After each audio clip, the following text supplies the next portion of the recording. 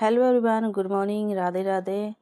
मैं हूं अलका शर्मा और आज की टॉपिक कुछ स्पेशल रहने वाली है। तो चलते हैं अपने वीडियो को करते हैं स्टार्ट। आई होप आप लोग बहुत अच्छे से होंगे और मैं भी अच्छे से हूं।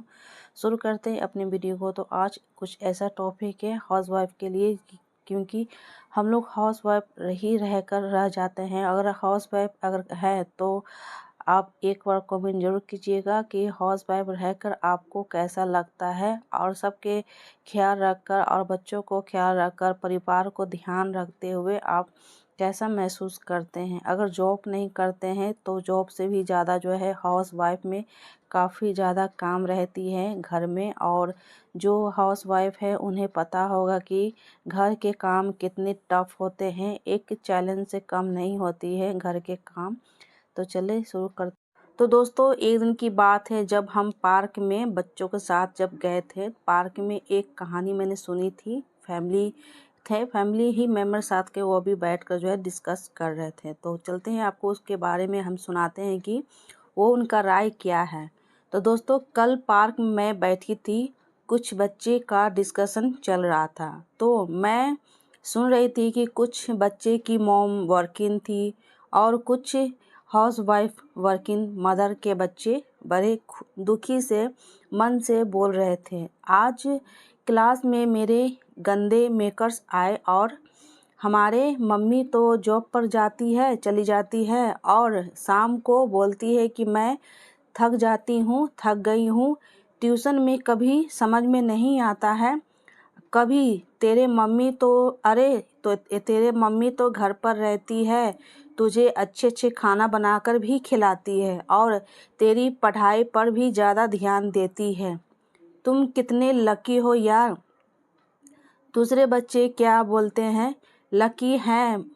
जब कोई पूछता है कि तुम्हारे मम्मी क्या करती है तो हम बोलते हैं कि मेरी मम्मी हाउस वाइफ है। तो कभी तो दे देती है, कभी नहीं, बोलती है पापा से मांग लो। अगर कुछ मांगना होता है, जैसे कि मेरी मम्मी हाउस वाइफ है तो कुछ जैसे पैसे ही मांगना है तो मम्मी बोलती है कि पापा से मांग लो। ये मुझे अच्छा नहीं लगता है। अगर मेरी भी मम्मी अगर जॉब करती कमाती तो मैं भी हक से मम्मी से मांगती, क्योंकि मेरी मम्मी हाउस वाइफ है। तो हाउस वाइफ है तो वो कहाँ से मुझे ला कर देगी। जबकि सबसे ज़्यादा हाउस वाइफ जो रहती है, सबसे ज़्यादा वो काम करती है, बच्चों को भी ख्याल रखती है, पूरे फैमिली को, घर को संभाल कर रखती है। फिर भी उनका वो ओहदा नहीं मिलता है जो ओहदा मिलना चाहिए जो हाउस वाइफ रहती है। तो दोस्तों, बच्चे किसी प्रकार के से खुश नहीं रहते हैं, सब में कमी निकाल देते हैं।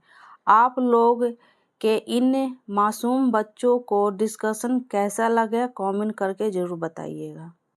हाउस वाइफ देखने में तो सुनने में भी अच्छा लगता है, मगर उनके काम जो रहते हैं बहुत ही निराले रहते हैं और बहुत ही जो है अपने परिवार का ख्याल और ध्यान रखने में माहिर होते हैं। तो हाउस वाइफ बनना कोई एक चैलेंज से कम नहीं होती। हर किसी के भाग्य में नहीं होता हाउस वाइफ बनने के लिए। जो हाउस वाइफ बनती है उसको पता है कि कैसे अब मैं अपने परिवार को ख्याल रखती हूँ। आखिर एक हाउस वाइफ घर पर करती ही क्या है। पूरे दिन ये सुनने को मिलता है, पूरे दिन ये सुनती रहती है, आराम ही तो करती है।